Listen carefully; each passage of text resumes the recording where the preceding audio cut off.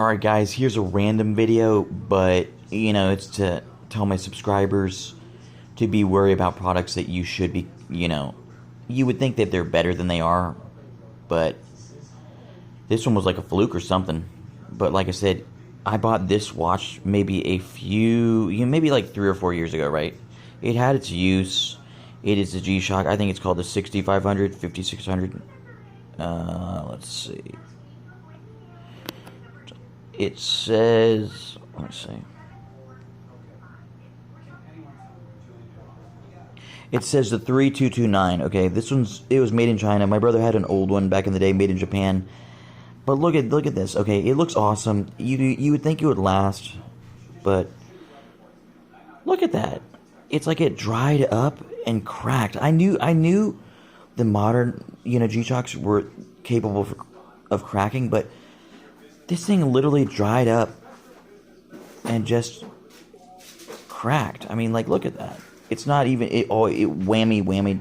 I worked construction. Sure, it was. See, the top is how it should be. Okay. The bottom is like it cracked from the inside out or something. See, look at that. It's like it got too dry.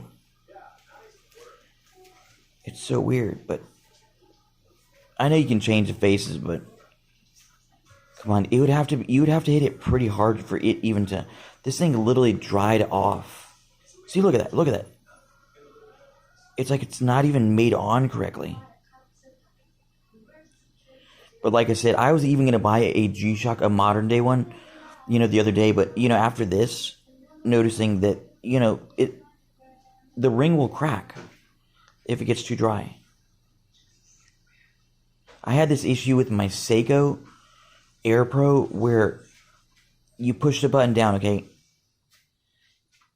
The plastic around the pump broke because it got too dry. Meaning, you got to be careful with these, $60, $50 watches. You're just throwing them down the drain. You could obviously get a new one. But look at that. It just ripped right off. It didn't like, pull like rubber should. That thing just dried off. It cracked off. See, that's not that much, brutality on the watch. It just dried off.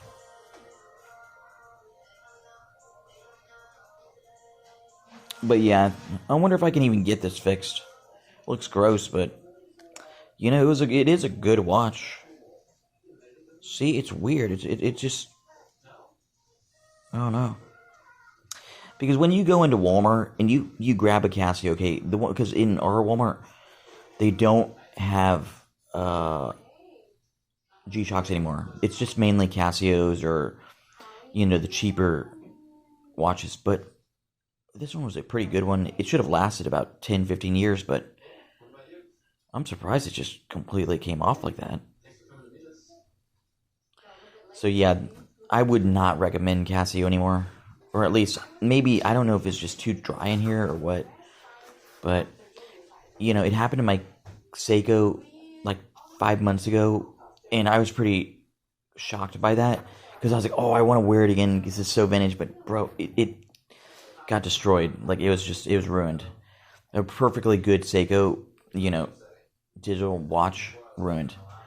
That's why I'm not really as much in the watch game anymore. Unless it's full stainless steel and easy, replacement for the parts. But, these plastic ones, you're throwing money down the drain. Look at that. That's ugly. Like I said, guys, this is a model 3229. Not recommended. I don't recommend it. I rate this, because I got good use out of it, I'll rate it I have to give it a 5. It's just, it didn't last long enough. And the way it just split on the face, I mean, that's not acceptable. But yeah, don't recommend this. I mean, the actual, the movement, chrono, whatever you want to call it, that's awesome. I like, look at the light, it's perfect. But the actual visual part, shit, that's not good quality. I wonder if I can get a replacement or a warranty. It just, over the years, if you notice it, the rubber's less, it doesn't give. Like, once it gets too dry, boom, it'll split right open. But yeah, don't recommend this Casio G-Shock.